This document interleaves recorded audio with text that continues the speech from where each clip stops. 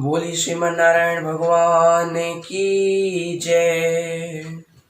बोली माता पार्वती शिव शंकर की जय। बोली श्री शिव महापुराण की, श्रीमद् भागवत महापुराण की जय। श्रोतागणों, पिछले सत्र में हमने भगवान की कपिल अवतार की कथा जानी, श्री कर्दम मुनि और माता देवहूति की विवाह का चरित्र जाना और सती चरित्र जाना। यहाँ हमने स्वयंभु मनु के बेटियों के वंश का भी वर्णन जाना था और उसके बाद सती चरित्र। यहाँ जब सती माता अग्नि भस्म हो जाती हैं, महादेव जी अब उनके शरीर को लेकर तीनों लोकों में भ्रमण कर रहे हैं। यहाँ सृष्टि का संतुलन बिगड़ जाता है। यहाँ विष्णु भगवान अपने सुदर्शन चक्र अदृश्य रूप से चलाते हैं, सती माता के शरीर के 52 टुकड़े करके 52 शक्तिपीठियों को बनाते हैं। ठीक है, यहाँ पर जब कुछ नहीं बचता तो महादेव जी दोबारा तपस्या में लीन हो जाते हैं। यहाँ ब्रह्मा जी हिमालय नाम का पर्वत, हिमाचल पर्वत का विवाह मैना नाम की एक कन्या से करते हैं। ये मैना कौन है? पिछले सत्र में हमने बताया ना, स्वयंभु मनु की प्रसूति नाम की कन्या का विवाह दक्ष प्रजापति के साथ हुआ। उससे उन्हें 16 कन्याएं हुई थी। उनमें से एक कन्या का नाम था स्वधा, जो पितरों को ब्याह दी गई। उससे उन्हें 3 पुत्रियां हुई, जिसमें से सबसे बड़ी का नाम था मैना। तो एक बार भगवान विष्णु के लोक श्री वैकुंठ लोक में जाकर तीनों जो बहनें थी वो उनकी पूजा कर रही थी। यहाँ बीच में संकादिक मुनि आते हैं। संकादिक मुनि आते हैं, यहाँ सब लोग खड़े हो जाते हैं। संकादिक मुनि को देखकर बड़े बड़े पार्षद खड़े हो जाते हैं, लेकिन वो तीनों अहंकारवश नहीं खड़ी होती कि हम तो भाई पितरों की संतानें हैं, हम क्यों खड़े हों। तो यहाँ संकादिक मुनि क्रोध आ जाता है, उनको श्राप देते हैं कि तुमने मेरा अपमान किया, इसलिए तुम पृथ्वी लोक में जाकर अब रहोगी, मृत्यु लोक में जाओगी। अब ये स्वर्ग तुम्हारे लिए नहीं है। यहाँ देवियां नीचे पृथ्वी लोक पर जाकर जन्म लेती हैं। यहाँ हिमाचल के साथ विवाह होता है मैना रानी का, और जो दोनों हैं वो तपस्या में लीन हो जाते हैं। माता पार्वती की, माता दुर्गा भवानी की तपस्या कर रहे हैं।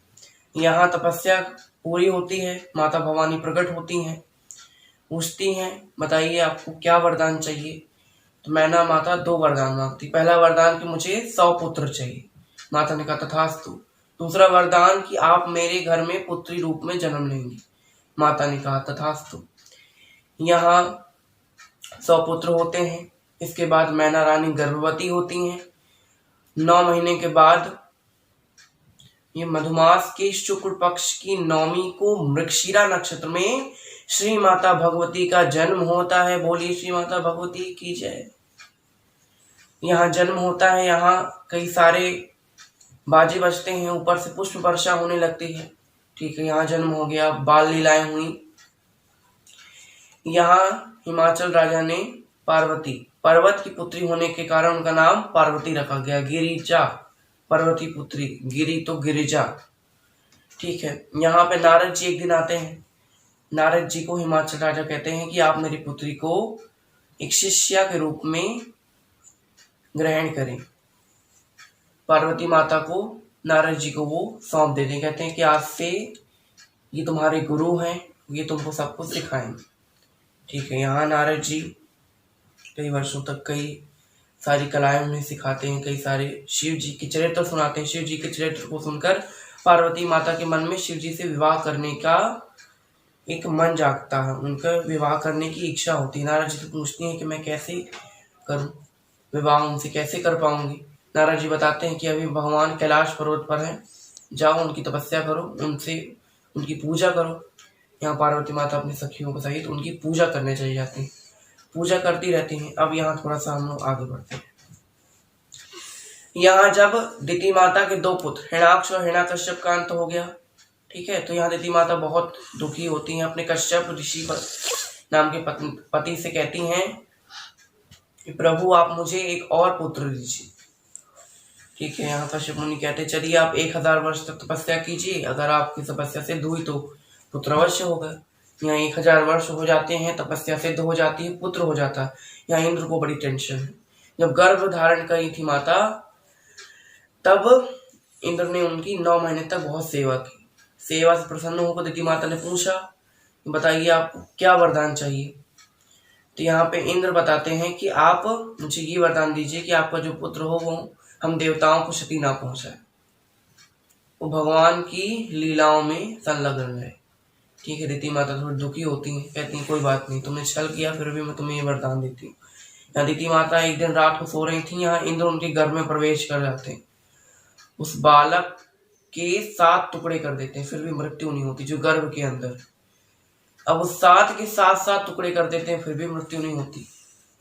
यहाँ 49 टुकड़े कर देते हैं, 49 टुकड़े कर देते हैं, जब सफल नहीं होते तो गर्भ से बाहर आ जाते हैं। यहाँ दिति माता की नींद टूटती है, इंद्र से पूछती हैं अभी मेरे गर्भ के अंदर कौन गया था। इंद्र सब वृत्तांत सुना देते हैं।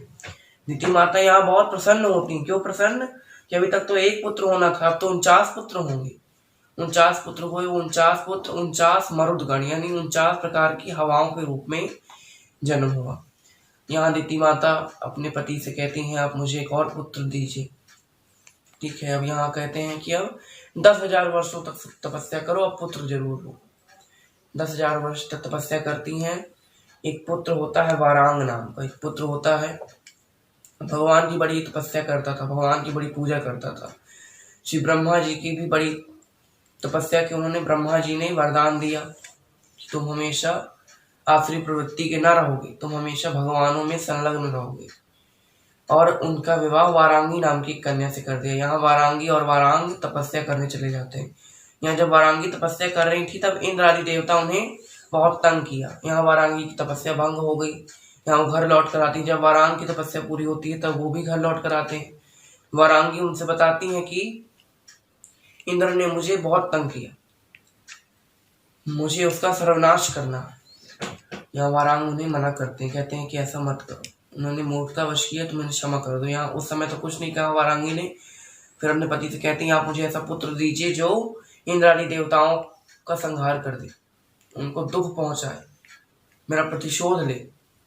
यहाँ वारांग बिना मन के तपस्या करने चले जाते, तपस्या करते हैं ब्रह्मदेव की। ब्रह्मदेव से वरदान मांगते हैं ऐसा पुत्र दीजिए जो हमारे सारे मनोरथ पूर्ण करे। ब्रह्मा जी ने कहा तथास्तु। यहाँ एक पुत्र की उत्पत्ति हुई। जैसे पुत्र की उत्पत्ति हुई बड़े बड़े अपशकुन होने लगे, ज्वालामुखी फूटने लगे, भूकंप आने लगा। यहाँ माता पिता का तारणहार बन के आया था वो पुत्र, इसलिए उसका नाम तारक रखा गया, तारकासुर। चलिए यहाँ तारकासुर है। यहाँ अब तारकासुर भगवान महादेव जी की तपस्या करता। महादेव जी प्रसन्न होते हैं, पूछते हैं क्या वरदान चाहिए। यहाँ तारकासुर कहता है कि मुझे केवल आप ही मार सके, आपके अलावा मुझे कोई मृत्यु को प्राप्त न करा सके। अच्छी बात है। यहाँ पे अब जो भोलेनाथ होते हैं वो अपने भक्तों को कभी नहीं मारते, कभी उनका अंत नहीं करते। यहाँ तारकासुर भगवान भोलेनाथ की रोज बड़ी भक्ति करता तो उसकी मृत्यु नहीं हो रही थी और केवल भगवान ही मार सकते थे। यहाँ ब्रह्मा जी ने देवताओं को ये बात बताई कि अगर महादेव जी के कोई संतान हो जाए तो वो भी उसका अंत कर सकती है, क्योंकि एक पुत्र में पिता का ही अंश समाहित होता है। तो आप जाइए ऐसा कुछ कीजिए। अभी माता पार्वती भगवान की पूजा कर रही हैं, अभी वो तो ऐसा कीजिए जिससे उनका समागम हो जाए, उनका विवाह हो जाए और पुत्र हो तो आपके मनोरथ पूर्ण हो। ठीक है। यहाँ कामदेव से इंद्र कहते हैं कि जाओ, महादेव जी तपस्या में लीन है, वहाँ पार्वती माता उनकी पूजा कर रही हैं, ऐसा कुछ बाण चलाओ उन पर जो पार्वती माता के पास आए, उनका विवाह हो जाए, उनका समागम हो जाए और पुत्र की उत्पत्ति हो। ठीक है। यहाँ पर इंद्र आदि देवता ये सब कह के चले जाते हैं। यहाँ कामदेव जी आते हैं कैलाश पर्वत, महादेव जी बड़ी तपस्या कर रहे हैं। यहाँ पार्वती माता को आते हुए देखकर महादेव जी पर एक बाण चलाते हैं, उनकी तीसरी आंख पे वो बाण लगता है, तीसरी आंख खुलती, महादेव जी रुद्र रूप में तीसरी आंख से कामदेव को भस्म कर देते हैं। यहाँ जब कामदेव जी भस्म हुए उस समय उनकी पत्नी रति माता गर्भवती थी। उन्होंने पार्वती माता को श्राप दिया कि आपको मिलन कराने के कारण मेरे पति का अंत हुआ है, हमारे कुछ ही महीनों में पुत्र होने वाला था, अब मैं उस पुत्र सुख को नहीं भोग सकूंगी, इसलिए मैं आपको श्राप देती हूँ कि आपके गर्भ से भी कोई पुत्र नहीं होगा। यहाँ जब कामदेव को भस्म कर दिया तो पार्वती माता डर गई। यहाँ घर लौट कर आती नारद जी से कहती नारद जी मुझे शिव को ही पति रूप में पाना, लेकिन मैं अब कैलाश वैसे नहीं जाऊंगी जब तक वो खुद नहीं आते।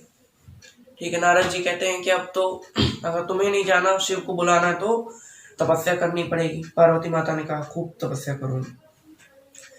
यहाँ तपस्या करने लगती हैं। कई वर्षों तक तपस्या की उन्होंने, कई वर्षों तक केवल बेलपत्री खाकर तपस्या की, फिर कई करोड़ वर्षों तक बेलपत्रियों को त्याग दिया, केवल ओले जो पड़ते हैं उन्हें खाकर, फिर कई वर्षों तक निर्जला उपवास रखा। तब जाके महादेव जी उनसे प्रसन्न हुए।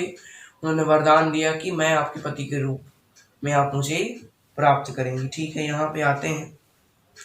पार्वती माता लौट कर आती हैं। हिमाचल राजा को तो पता है कि पार्वती माता नारद जी के पास है, उन्हें क्या पता कि वो तपस्या करने चली गई।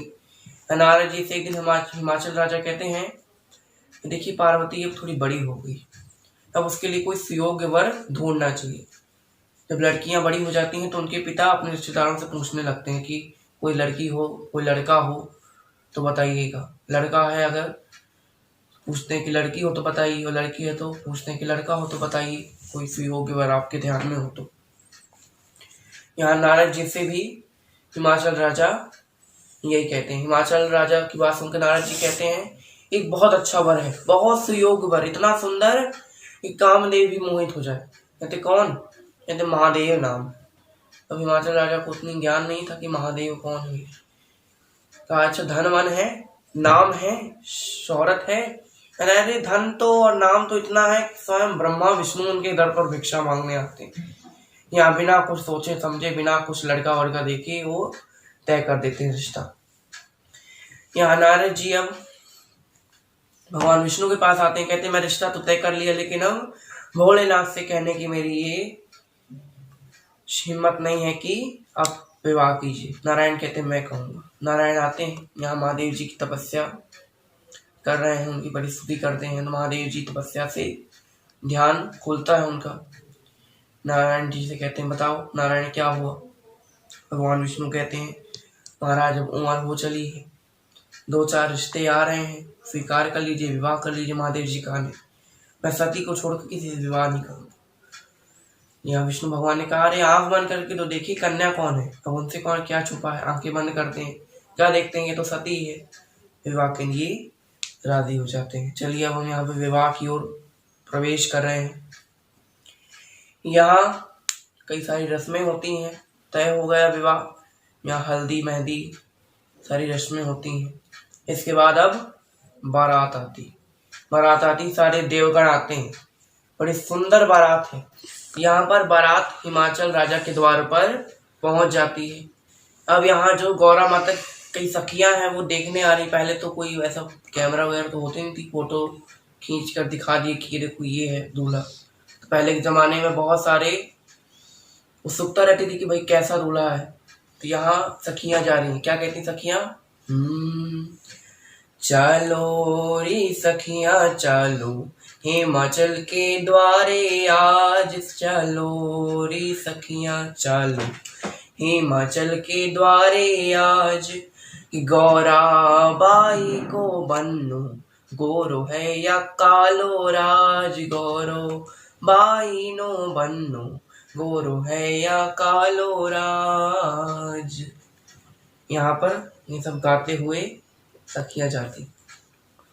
ठीक है, यहाँ पर बारात आती है। अब बारात आती तो गुजरात और राजस्थान में बड़ी प्रथा है तोरण की। यहाँ तोरण होता है, आइए हम भी करते हैं। तोरण आया रायबर घर घर का पाराज, तोरण आया रायबर घर घर का पाराज। पूछो सिरदार बनी ने कामन कुन कारा छैराज, पूछो सिरदार बनी ने कामन कुन कारा छैराज। में काई जाना मारा जोशी कामण गारा राज, में काई जाना मारा जोशी कामण गारा राज। यहाँ तोरण की विधि समाप्त होती है। यहाँ पर अब क्या हो रहा है? फेरे होते हैं। नहीं, पहले जयमाला। चलिए जयमाल करते हैं। झुक जाओ शिव जी महाराज की गौरा मेरी छोटी है। गौरा मेरी छोटी उमा मेरी छोटी, गौरा मेरी छोटी गौरा मेरी छोटी उमा मेरी छोटी, मेरी छोटी उमा मेरी छोटी, गौरा मेरी छोटी उमा मेरी, गौरा मेरी छोटी उमा मेरी छोटी। तुम तो देवों के हो देवराज, तुम तो देवों के हो देवराज की गौरा मेरी छोटी सी। और दो कारण और बताते हैं क्यों झुकना पड़ेगा। कि मेरी गौरा जी हैं भोली सी, मेरी गौरा जी हैं भोली सी। तुम तो चतुरों के महाराज, कि तुम तो चतुरों के महाराज, झुक लो पड़सी जी। और क्या कहते हैं कि मेरी गौरा जी हैं छोटी सी, मेरी गौरा जी हैं छोटी सी। तू तो गिरी के गणों के महाराज, तुम तो गिरी के गणों के महाराज, झुक लो पड़सी जी। और यहाँ क्या होता है कि देखत देखत ही झुक गए, देखत देखत ही झुक गए, मेरे भूतों के, मेरे भूतों के, मेरे भूतों के भूतनाथ की गौरा मेरी छोटी सी। यहाँ पर जयमाल हो जाती है। यहाँ कन्यादान होता है, कन्यादान होता है। आइए। दान गौरा का शिव को दिया, हिमाचल राजा देंगे और क्या। दान गौरा का शिव को दिया, हिमाचल राजा देंगे और क्या। गौरा मैना के हृदय का टुकड़ा, दहेज कहाँ इससे बड़ा। यहाँ कन्यादान हो जाता है। अब यहाँ पर फेरे होते हैं। गौरा शंकर जी के संग पढ़ने लगी, हरे हरे पढ़ने लगी भावरिया, गौरा शंकर जी के संग। यहाँ पर 7 फेरे समाप्त हो जाते हैं। अब यहाँ विदाई का पल आता है। सबके आंखों में आंसू है। बाबुल का ये घर गौरा 2 दिन का ठिकाना है, बन के दुल्हनिया एक दिन तुझे शिव की हो जाना है। और मैना रानी देखत रही, गौरा शिव संग चली गई। और गौरा तुमको शिव संग रहकर 7 जन्म बिताना है। बाबुल का ये घर गौरा 2 दिन का ठिकाना है। यहाँ पर शिव विवाह समाप्त होता है। यहाँ पे आज की हमारी ये कथा को हम यहीं विराम देते हैं। अगली कथाओं में हम श्री कार्तिकेय चरित्र और गणेश चरित्र की कथा जानेंगे। आज के लिए बस इतना ही। धन्यवाद। श्री भागवत भगवान की है आरती, पापियों को पाप से है तारती। भागवत भगवान की है आरती, पापियों को पाप से है तारती। पापियों को पाप से है